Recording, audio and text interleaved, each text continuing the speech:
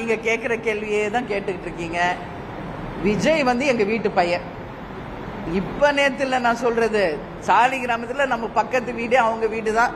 பிறந்து வளர்ந்ததுலேருந்து கேப்டனுடைய சிறு வயது வேடங்களிலிருந்து டைரக்டர் எஸ்ஏசி கூட மட்டும் 17 படம் கேப்டன் பண்ணியிருக்காரு.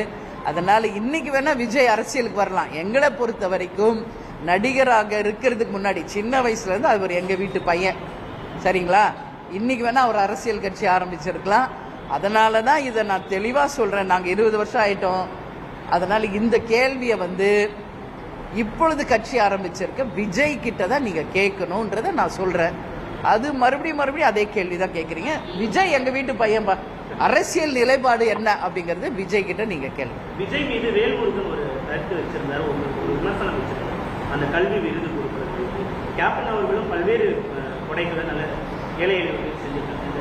விமர்சனத்தை நீங்க விஜய் வந்து எல்லாரும் மேலும் இப்படி தோல் மேல கை போட்டு வந்து போட்டோ எடுக்கிறாரு. அது ஒரு சர்ச்சைன்னு சொல்றாங்க.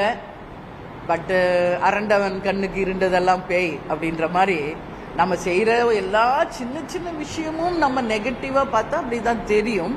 பட் ஒரு ஃப்ரெண்ட்லியா ஒரு பாசிட்டிவா நீங்க யோசிச்சு பாருங்க. ஒரு அன்பாக தட்டி கொடுக்கிறாரு அப்படின்னு கூட நம்ம எடுத்துக்கலாம்.